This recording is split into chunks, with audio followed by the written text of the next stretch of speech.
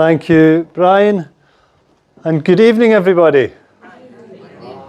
For those of you that have been to one of my talks before, you'll know that I like to keep things quite interactive. There will be a lot of information, but we'll have chances to discuss our experiences, etc. as we go. We are recording the session. I'm going to put it online for anyone that's missed. Don't feel inhibited at all. If you want to ask a question but don't want your question or your voice put online, we can edit it out, no problem at all. So just let us know at the end.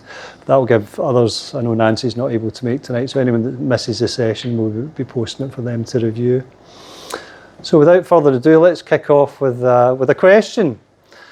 We'll be getting into the gut-brain connection, but let's start off with what we know about Parkinson's.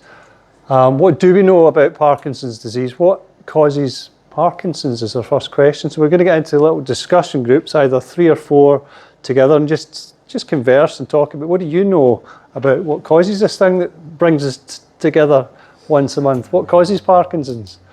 Everybody clear?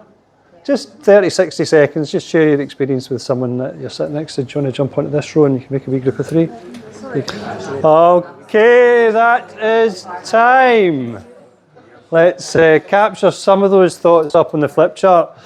So what are some of the things that we know or suspect are at play that cause Parkinson's? Who's got an initial suggestion? Chemicals. Chemicals? What type of chemicals? Where did that come from? Chemicals, what sort of chemicals in particular? Pesticides. Pesticides, yeah.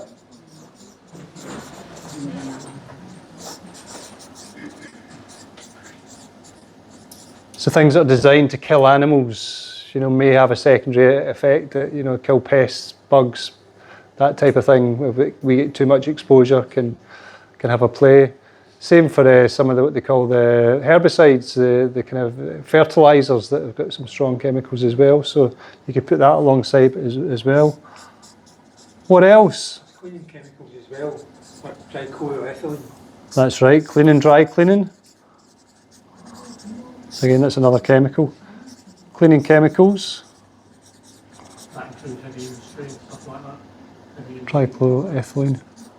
What was that, Mark? Heavy industry production. Yeah. So some of the chemicals and toxins that we might get exposed to through working in heavy industry. What else? Trauma. Okay, say a little bit more. Injuries. Concussion. Certain parts of the body, particularly the head. Absolutely. You see a lot of sports people who have a lot of head traumas.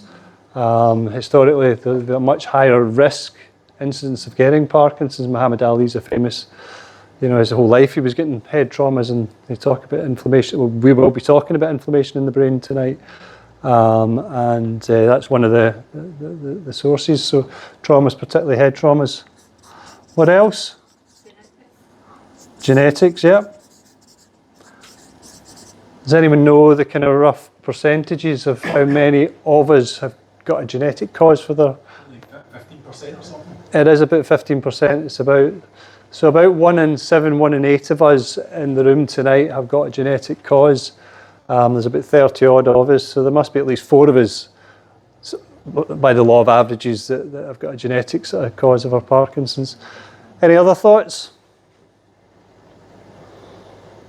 A lot. Some of these are sort of possibly boats still out, all that stuff.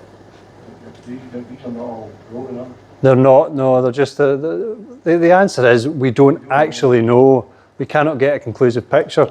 A lot of these things are suspected and they use associations.